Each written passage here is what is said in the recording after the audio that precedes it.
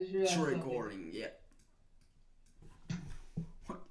What's Do you up, have a man? name? I don't have a name for this. What? Oh, the podcast? Yeah, I really don't have a name for this. Like, Man, come on. these are things that I should have figured out, but uh, Man. shoot. You got a name for it? I don't know.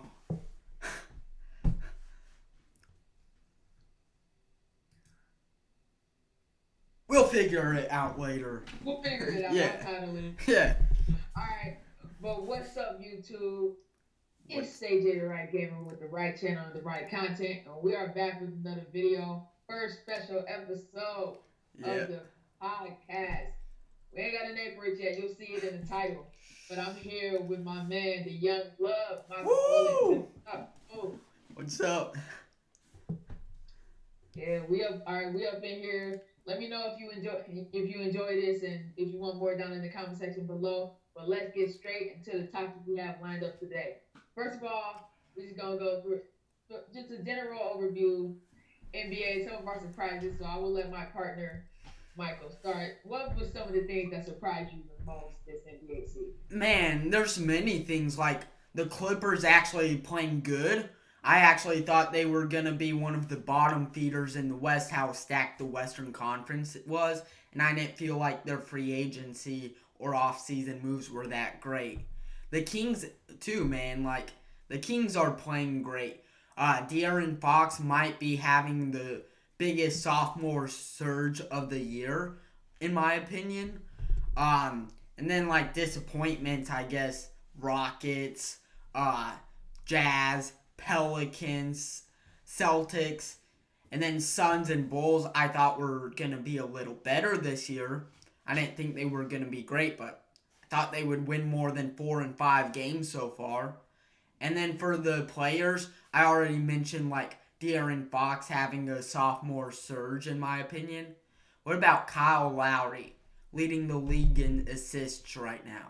I thought I like Kyle Lowry, but a lot of people are like saying, "Oh, this guy sucks. This guy's overrated." And that he doesn't show up in the playoffs, which we don't know if he will this year. But he's looking good right now with Kawhi Leonard. The whole Raptors team is looking good. I think leading in assists per game right now with over 10 is unbelievable, especially when last year he only averaged 6. Well, so very true. I mean, I'm not gonna say I saw the Clippers being at a first seed at this point, Yeah. but I was like I didn't think that they were gonna be a bottom feeder because they still had some underrated, very good players. They Mm-hmm. still Tobias Harris is the Yeah.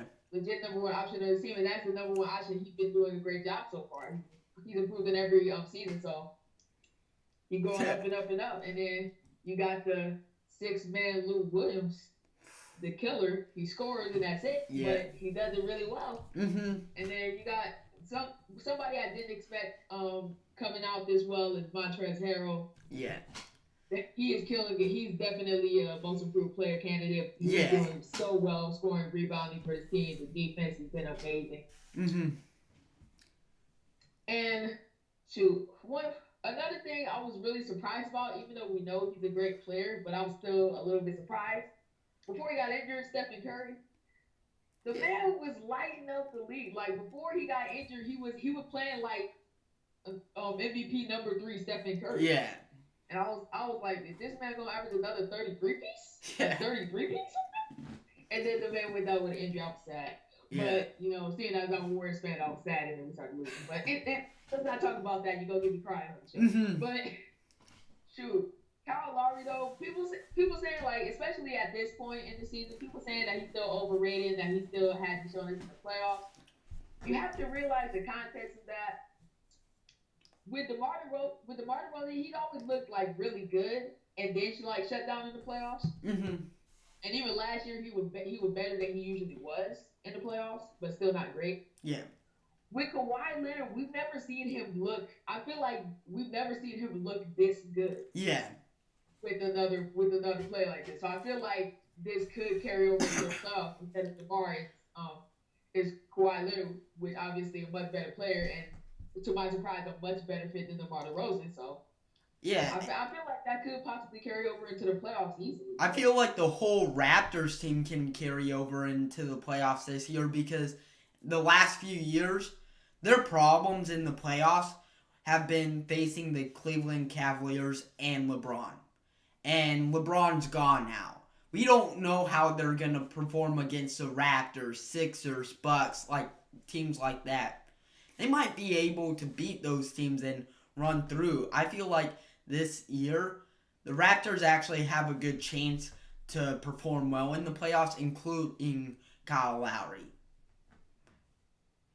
Yeah, that's very true. But I feel like another problem of theirs in the playoffs was Dwayne Casey, which is like I'm actually glad they fired him. Most people were looking at me crazy like he was coach of the year. What, you stupid? Yeah. But I remember I thought I it feel was a little crazy. I know that he didn't perform well in playoffs, but he was a regular season coach. But Nick Nurse is performing really well too. So yeah, he's doing very well, and I think the thing is that um Dwayne Casey is good at setting up game plans, but he's not the greatest at in-game adjustments, which is why I think they should have let him go in search of a coach that could do that, mm-hmm. so you could be like more unpredictable in the playoffs. Because in the playoffs, the game slows down. Teams are figuring out your game plan. So if you Yeah, don't have ways to counter that and like switch it up a little bit, then you're gonna be screwed. Just like the Raptors were time after time after time. yeah, I mean, but I think that was the problem. Besides, LeBron, dropping whatever he wanted. mm-hmm. I swear to God, before the games, he was just like, right now, he's like, so I'm gonna have a triple double with 37 points and shoot 55% for the field, and he just go out there and do it. Yeah. Shoot. So moving a little bit on, still kind of on topic, but moving a little bit to a different subject. Award candidates for this season, maybe give like a winner or runner up, and like maybe like somebody that like we're not really looking at, but Yeah. still qualify for that award. So I want to start with the most improved player, because I feel like that's the most interesting award so far. So who do you think are some of your higher most Man, improved? I got three most improved players right now that I feel like are in good contention. Derrick Rose is one of them. Like, we haven't, like, he's not in, like, that 2011 MVP candidate caliber season, but we haven't seen him perform this well since that season, since all those injuries. So he's been playing really well, and honestly, he's looking great. Another one, De'Aaron Fox. I feel like after his rookie year, he was a little iffy. He wasn't bad per se, but he wasn't playing great in my opinion. And right now, he's actually playing at a great level. And then the third one I'm looking at is Zach LaVine. He was injured all last year, but now he's averaging 24 points per game. Like, 24 points per game, that is outrageous. That's like, even more than Russell Westbrook right now. It's just 1 point below Kawhi Leonard right now. Like, he's playing up there in that elite scoring category right now. It's very very true. Those are some good picks, and you stole some of mine actually. But I got a few backups. So that's good. I mean, of course, we've already talked about Kyle Lowry. I mean, even though Yeah. the most improved player is mostly like a points thing, I feel Mm-hmm. like maybe this could be the first time it was assist thing, going like you said before, going from 6 assists to like 10 or 11 a game. Mm-hmm. I feel like that could qualify him. My man's Brooke Lopez.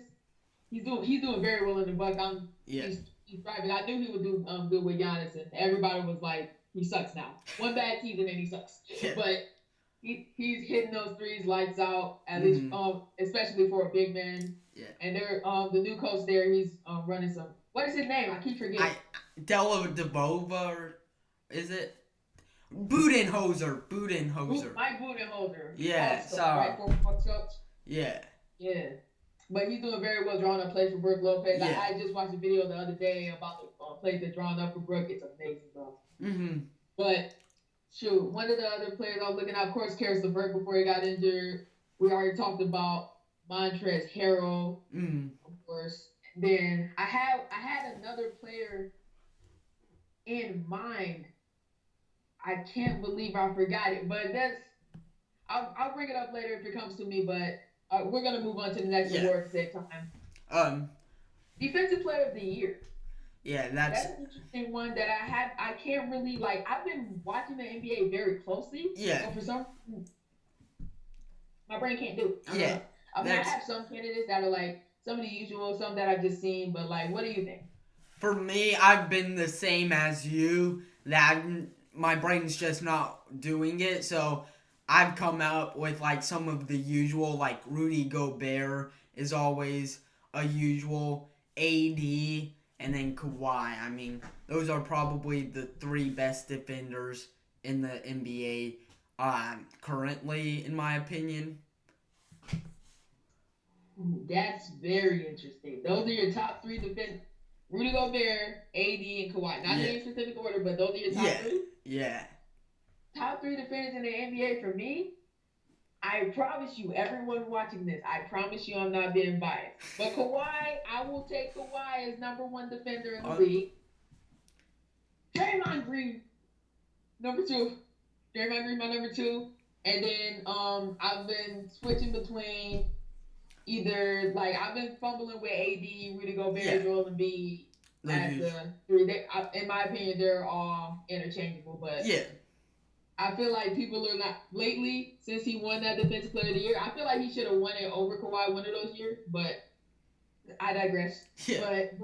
But I feel like since he won the Defensive Player of the Year, he hasn't like he did take a step down last season a little bit. He was still good. He was still really good, but he took a step down. Yeah. But I feel like he hasn't been really getting the respect he deserves. So like people have been like, oh, his defense is overrated, but especially at the small size that he's at, the amount of things he can do on the defensive end, it's just amazing. So, Yeah. all right, so we got MIP, DPOY. Let's talk about the sixth man of the year. Let's get that discussion going. What you got? There's a bunch of names that come up in my mind. Derrick Rose, like I mentioned earlier, for the most improved. He's been playing unbelievable right now. Lou Williams, who you mentioned earlier with the Clippers. I mean, he's always up in that discussion. What about Julius Randle, though? He's been playing very good. I felt like he was one of those guys that had a great chance of winning the sixth man of the year this year. And then other names are like Dennis Schroeder. I know he was starting a few games when Russell Westbrook was out. And he's been playing pretty well, too. And then Domantas Sabonis as well. Oh, the Mets has been going crazy. I love that man. Yeah. But, I pretty much have this saying people, they've all been doing amazing. Some people I was still looking out for. At least I was always looking out for Tyreek Evans. Yeah. I know he's had kind of a resurgence. He had a resurgent season last season. Mm-hmm. So this season, I was hoping that he would do well. And he's had his off, but he's been mostly kind of solid. Yeah, he's been okay. Do you know if they're playing him at point guard? I don't know. Maybe shooting guard. It might be both. Because they need to play this man at point guard, and if I watch a Pacers game, and they said somebody get this ball forward, I'm gonna kick some. Yeah. Just say. I consider him more shooting guard than small forward. If I feel like he's better at point or shooting guard than small forward per se. Yeah, I think he can qualify as a point forward. Yeah. To me. Mm-hmm. Yeah. But another player I'm looking out for when he got signed to the Suns, Jamal Crawford. Yeah. I'm always looking out for him because I was hoping he would like win it. He was one of my top candidates when he got signed to the Timberwolves. Yeah. Unfortunately, that didn't work out as everybody thought it would. But I'm always gonna look out for him because he can explode at any time. Mm-hmm.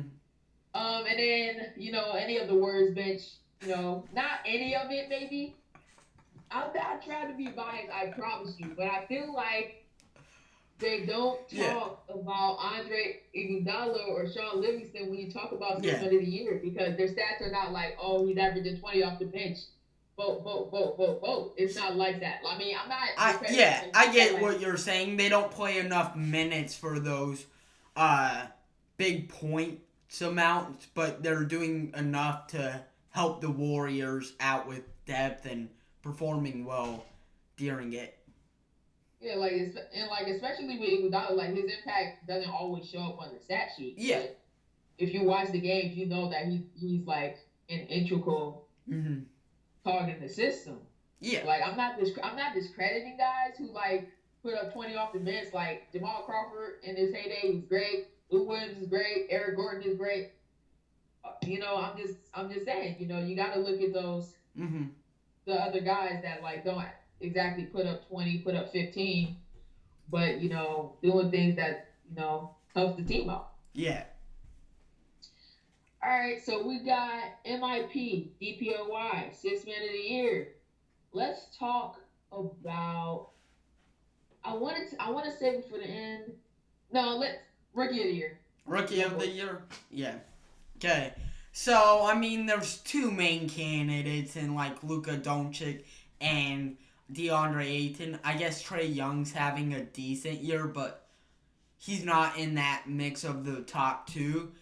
But I'm going to say, overall, Rookie of the Year winner, I'm going to say Luka Doncic.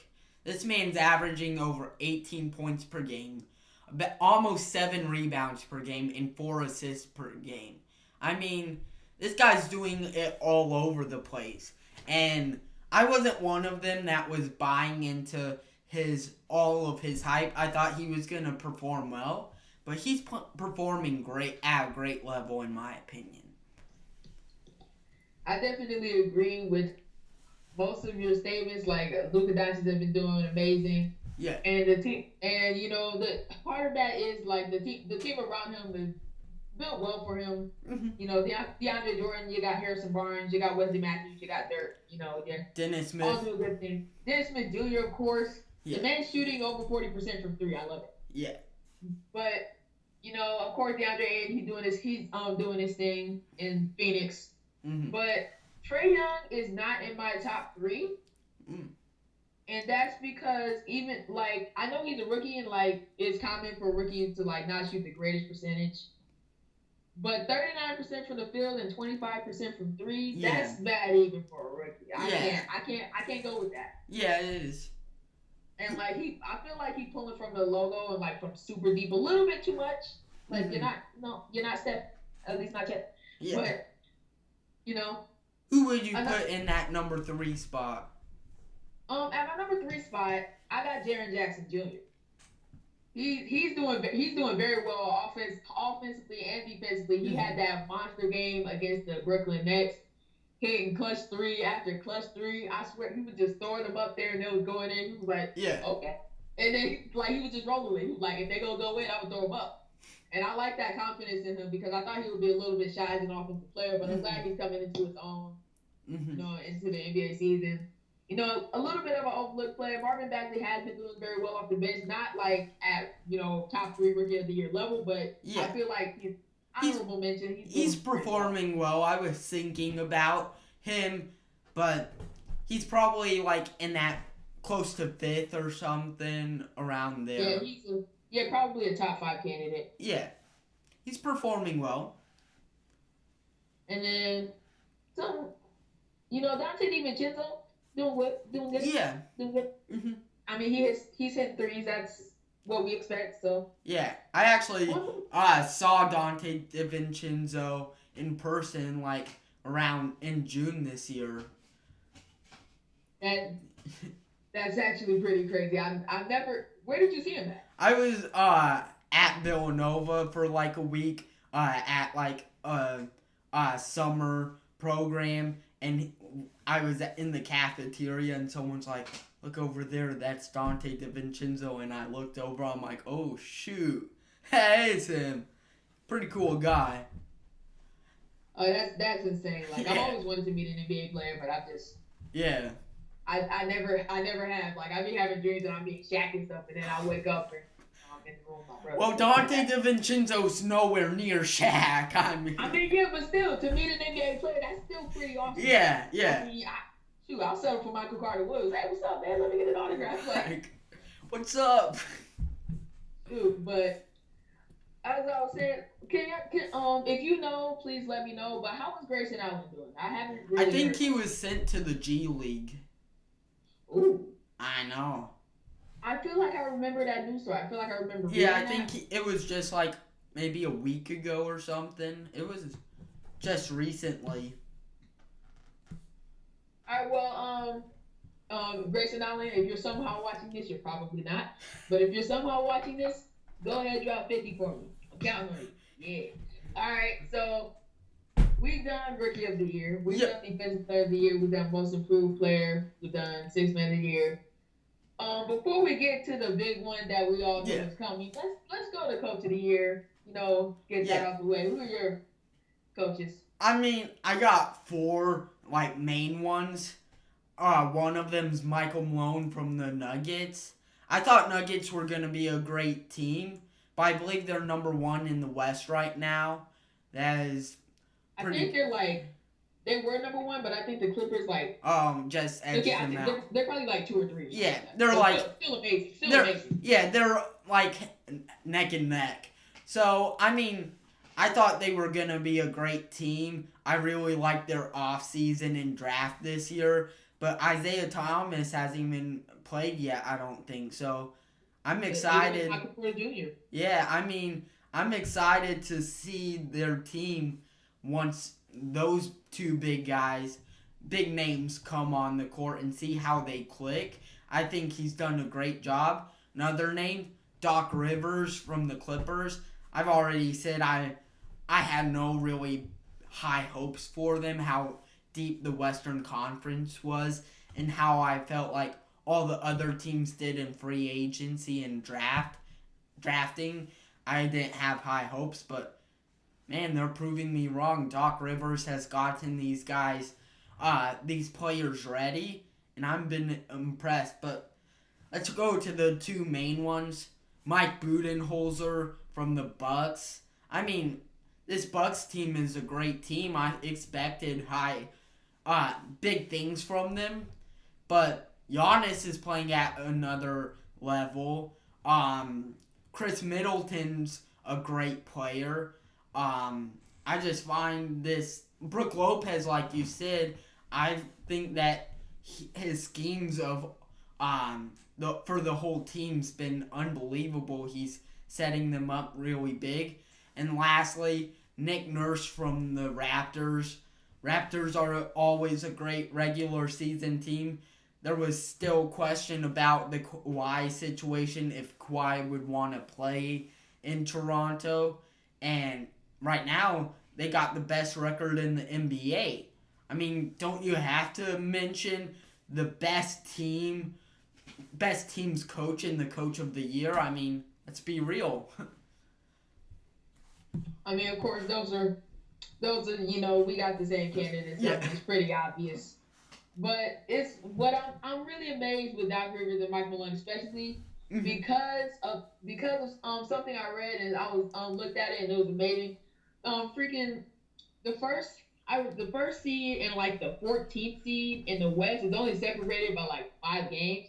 Like even though in the grand scheme of things, 5 games in the NBA season is kind of a lot. Yeah. But for the first seed and the 14th seed, yeah, that's crazy. Like it shows how tough the Western Conference is and it's just how well balanced, I think. Yeah, it's just a really well balanced Western Conference. Yeah, there are actually 14 teams that have the chance to make the playoffs. And there's like 15 teams in the whole conference, right? Yeah, there's 15 teams in the conference, and the only team Suns. that is like definitely not making the playoffs is the Suns. So. And next year they could, honestly. Suns next year. Hey. So let's move on to the big one. MVP. Yeah. Who you got, bro? I mean, top 3 candidates. Top 3? Man, After that's tough because I have six names that I really like. I'll oh no, rattle them off, rattle them off. You know alright, what? so I'll No, just go with no the restrictions, no rules up here. I just will go with the honorable mention. So like the bottom Yeah, three, I guess. Russell yeah. Westbrook, triple double king right now. He's just point 0.2 rebounds and point 0.5 assists off of another averaging triple double. So I mean, he's always in the MVP candidate. Um, and number four, I'm actually gonna go with LeBron as my other honorable mention. There's three guys I really like this year, or four guys I like even better than LeBron right now. And LeBron's playing unbelievable. I mean, Yeah.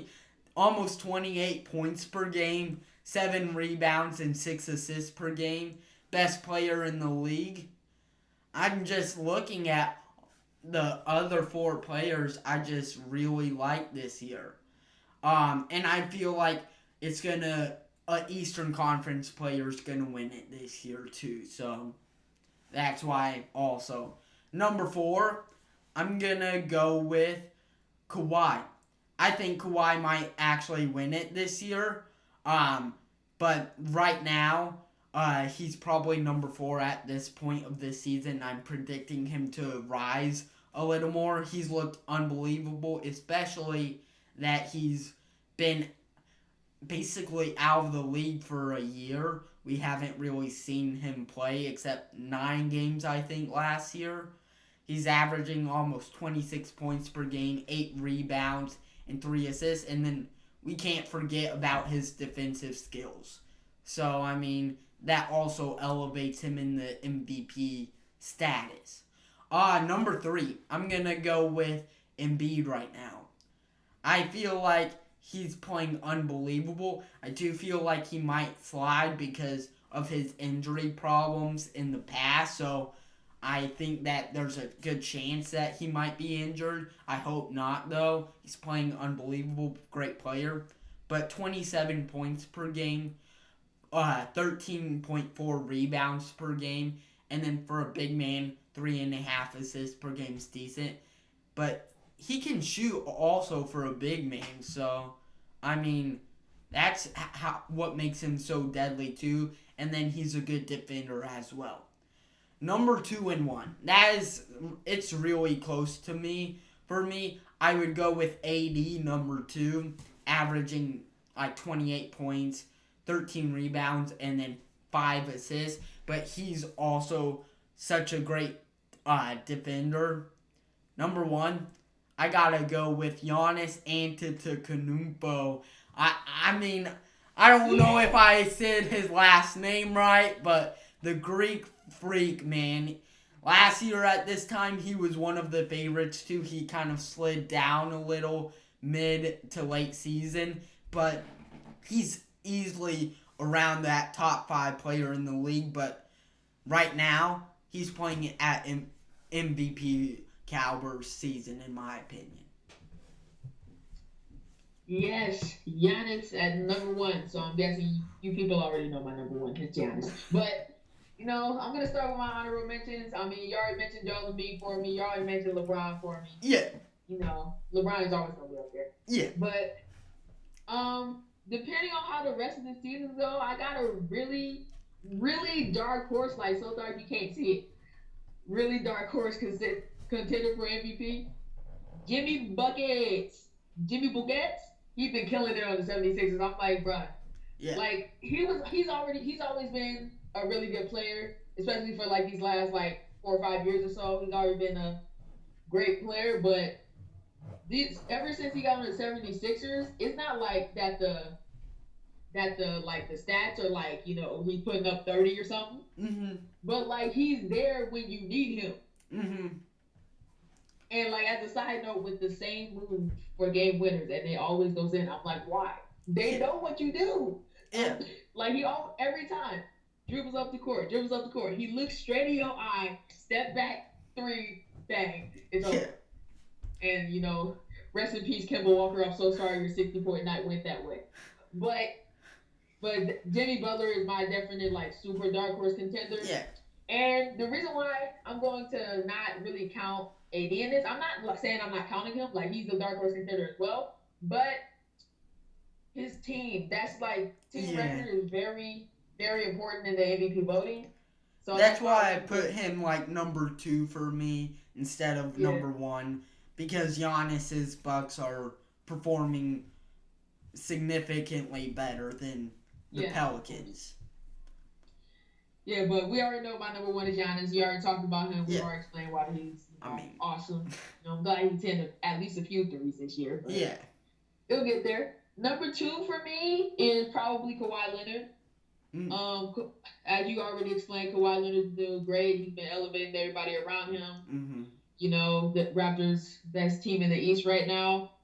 I had the Celtics making the final, but so far it's Yeah, they might make it. I said Celtics at the beginning of the year, but I did say if there's going to be a team that's going to match up well with the Celtics, it's going to be the Raptors. And people were saying it was a done deal. I was like, it's not a done deal because I think the Raptors did get better at the end of the day. And that's how they're playing right now. They're Yeah, that Raptors playoff stuff that really got me up here because I was one of the people saying it's a done deal if Raptors and Celtics play each other. I mean, I knew Raptors, you know, they would get some games, mm-hmm. but you know, I thought ultimately there's no way that they're gonna beat the Celtics. But Yeah. looking at it right now, I think the Raptors heard me and was like, "Shut up." Mm-hmm. I'm guaranteed the Raptors management is gonna contact me and they're gonna send me the Kawhi laugh. Like, what are you looking at now, boy? Like, but still, I can't do that, man. I mean, poor guy. Kawhi Leonard number two. I think that laugh is gonna haunt my dreams. But number three, you know, I talked about him earlier, Stephen Curry. He's my number three. Even though he's been injured, he came back. He dropped like Yeah. 27 from 28. He good. Mm-hmm. He's back in form. He's good. Yeah. So I think he's gonna you know continue playing like you know MVP Mm-hmm. Stephen Curry. Yeah. And you know I feel like people in these last couple years since Kevin Durant came, they were like, oh, MVP Steph Curry is gone. I'm like, he never left. He's just playing with Kevin Durant now. It's still MVP Steph Yeah. Curry. Mm-hmm. You're just acting like 25 points per game and 6 assists per game with 2 steals is garbage for Stephen Curry. I'm like, what? Yeah. He's not garbage for anybody. I don't care who Yeah. you are. Even I if think you rate Michael Jordan I think like the those stats, it would still be underwhelming for him. But you're not gonna say it's trash. yeah.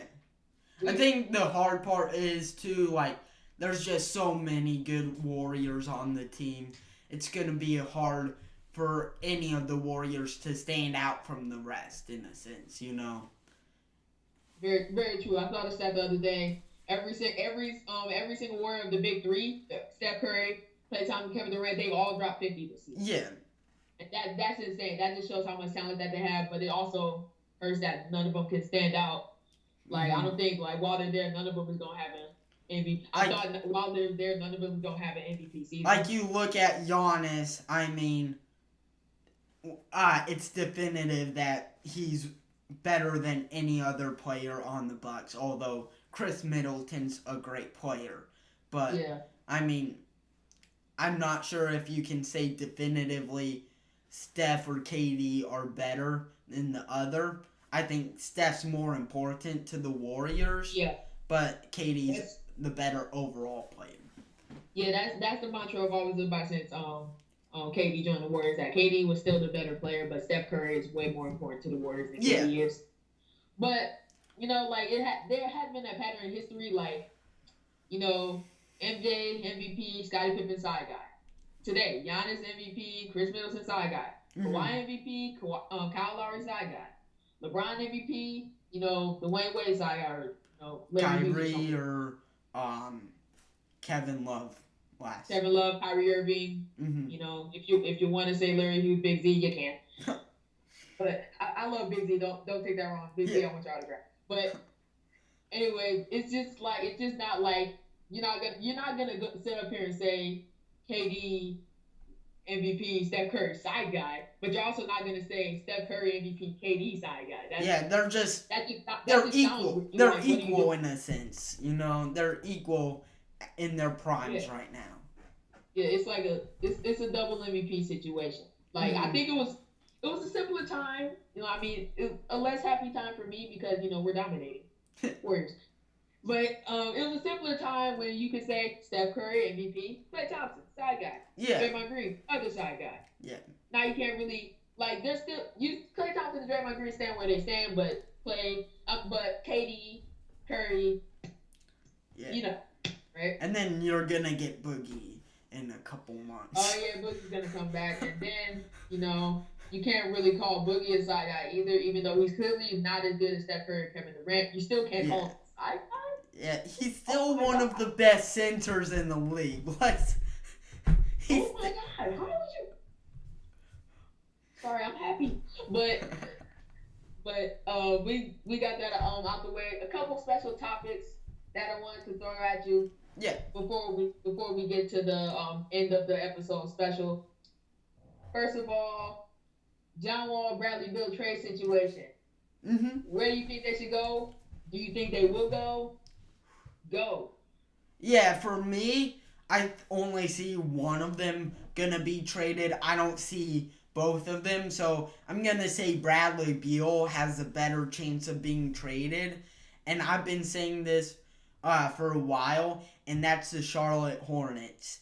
I feel like the Charlotte Hornets, right now they're like in that 8 seed or like up there in the playoff hunt right now, and what do they have right now? They got Kemba Walker playing lights out this year, but he's on a contract year. So, Great. do you think People. if you don't get another star, I don't feel like Kemba will stay in Charlotte. I feel like Kemba would leave for another team. But if you get Bradley Beal, that could also push make Kemba want to stay there and see that there might be potential for years to come of being like a 4 seed in the East or something like that, you know? I feel like there would be a little more potential there. And right now they're right in the hunt in the play for a playoff spot.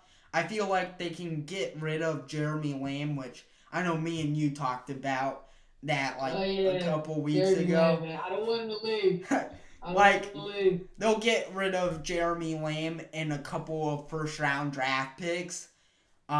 Maybe something else too. And that might be sweet enough for the Wizards to take the deal, in my opinion. But I don't think John Wall will leave. If John Wall is traded, I mean, I just don't see it happening for this year.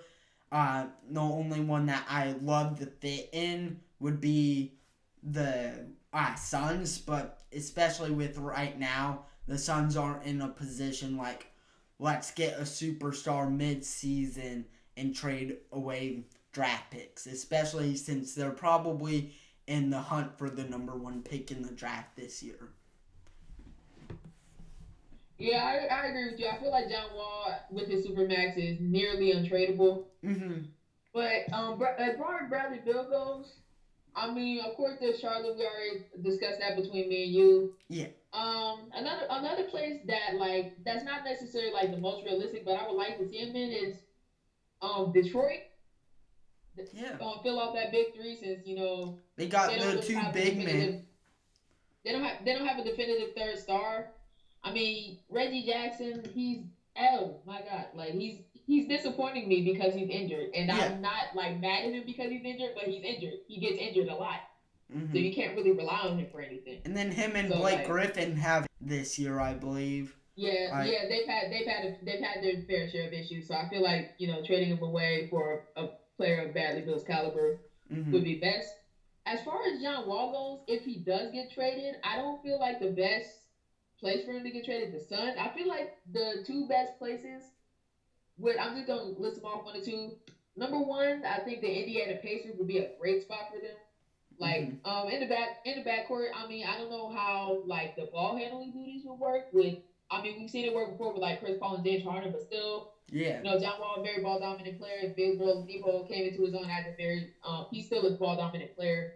But that backcourt defense would be insane, which is why I've always wanted Mike Conley to go there. But Yeah. that backcourt defense would be absolutely insane, and it would just be crazy. Hmm. And the other place that I could see John Wall getting traded to is the Miami Heat. Since they missed out on the Jimmy Butler sweepstakes, Yeah. they could possibly pull in like possibly Goran Dragic, some picks, maybe like a Tyler Johnson, a James Johnson, one of their like over contracts Hmm.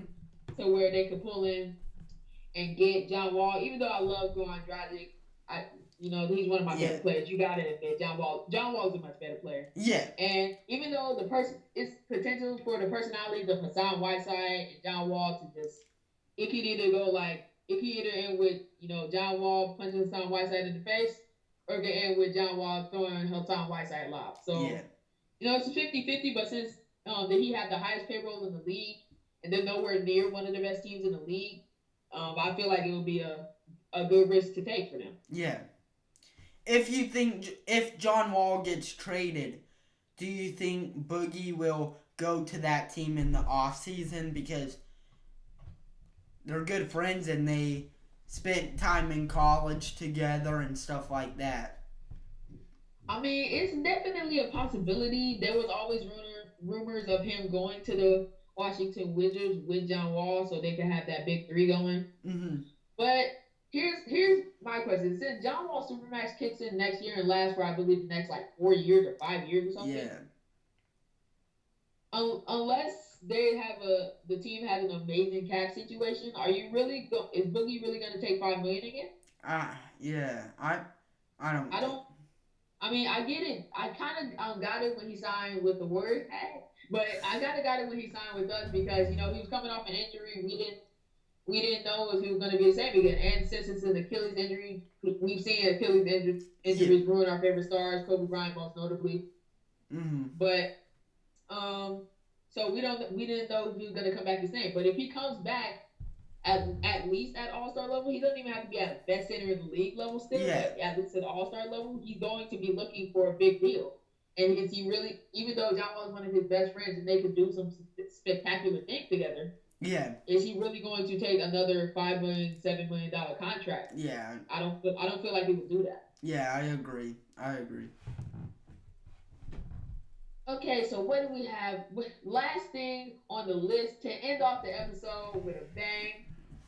End off this first episode. Who are like your like not really like I don't want to say not counting this season because this season of course is playing a part in the NBA obviously, but Yeah. like who would be your like usual like for recent years who would be your like your usual consensus like top 5 players in the NBA? Yeah, for number one, it's LeBron. I mean, he's the best player in the NBA right now. One of the best players ever. So I mean, each year you gotta put him number one, until he shows otherwise that his prime's over. Number two, I would go with Kevin Durant. I mean, we already talked about this with him and Curry. Kevin Durant's a better player. Curry's more valuable. So if we're talking about just the top 5 players, I go with the better player right now. And Kevin Durant is right now the second best player in the league. He's one of the best scorers, if not the best scorer in the league. Yeah, he's number one to me. Yeah. Number 3, I would go with Kawhi. Before this year, I had him like hovering that number 5 spot. Because I was unsure what's gonna happen to his career after he missed basically the whole year, and that just kind of slipped down for me. But then after these first like 20 games or something, he's impressed me. He's slid up in my rankings to number 3. He's playing lights out this year, and he was honestly like near that number 3 spot before all of the drama last year. Number 4, I would go with Giannis. I mean, he was hovering that top 5 spot last year, and this year he's playing at maybe the MVP already. So he's probably number 4 for me. And number 5, I would actually go with AD. I mean, he's playing unbelievable. Last year, in the second half of the season, he was probably playing the best out of anyone in the NBA. This year, he's playing very good. Honorable mentions, I mean, you gotta mention Stephen Curry, Russell Westbrook, James Harden, and Joel Embiid. Well, I mean, besides that top two, LeBron, KD, this might have to turn into a whole nother episode. I'm just saying. Shoot, part one, part two. I'm just letting you know. But LeBron, KD, one and two. I'm Yeah. pretty sure that mostly everyone has with the one and two. Number three, I'm gonna go Anthony Davis. You know, we know what he can do. I'm glad that he expanded his range to the 3-point line because for some reason, even though it's not like the most like fundamentally sound or fluid jump shot, I love watching this man shoot. But you know, he can shoot, he can put the ball on the floor. Considering he used to be a point guard before he towered over everyone. Yeah. But he can dribble, shoot. He can pretty much do almost everything on the court. His only like weakness is not even really a weakness because he's a big man. Maybe his passing could be a little bit better, but other than that, he's just an amazing player.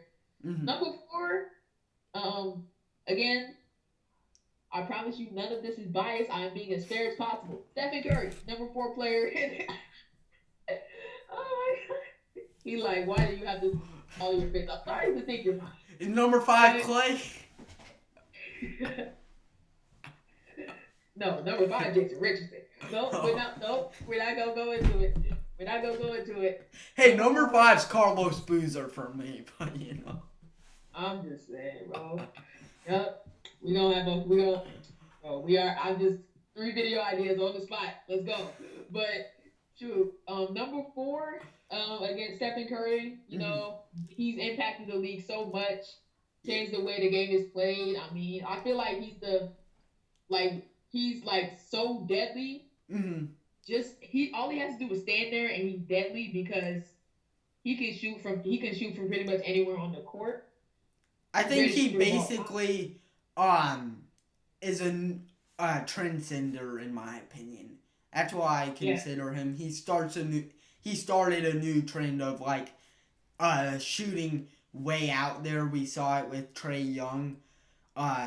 Game now Trae Young's kind of copying his shooting like 40 feet out. So I feel like Stephen Curry's that transcender, you know. Yeah, definitely. He's one of the most influential players in NBA history. Yeah. And like he's so important to his team as well because with Steph you have to guard him from anywhere out there or you have, a chance to get a 3 hitting your face. Like with the other point guards, with Quinn Cook, you still have to guard him out there because he's still a very good 3-point shooter. Actually one of the league leaders. But, he doesn't have Steph range. And especially with Sean Livingston, back it up. Until he gets to the mid-range, you can back it up as far as you want to. Yeah. But he's just so dangerous. Even if he had like a 0-point game, he's still dangerous out there because he can hit at any time. He can heat up at any time. Crazy. Number five on my list, I have Kawhi Leonard. Yeah. I gotta sadly say the best defender in the NBA. And, best defender in the NBA, he's improved his offensive game so much. Reason why I put him above guys like Giannis is even though Giannis is a great defender as well, they're both great offensive players, but Kawhi can shoot, and that's very important in today's NBA. So that's what propels him like above players like Giannis and puts him in the top 5 for me. Honorable mentions, of course, to Giannis. Is he number 6? Yeah, Giannis is my number 6. But honorable mention to Giannis, of course. Honorable mention to Russell Westbrook, James Harden, Joel Embiid, Paul George. Yeah. But that's going to be sadly it for the first episode. Without a name. Without a name. I think I figured out a name though. Shoot, I'll drop it at the end. It'll be the last clip, but first episode. It's wraps. Thank you guys for watching. This episode has been sponsored by the MegaCast. Rep it, rep it, and of course you see the shirt that Michael Bollig is wearing. Sports Me. It's on iOS. It's going to come to Android very soon. Go look it up in your app store. Great sports debating app.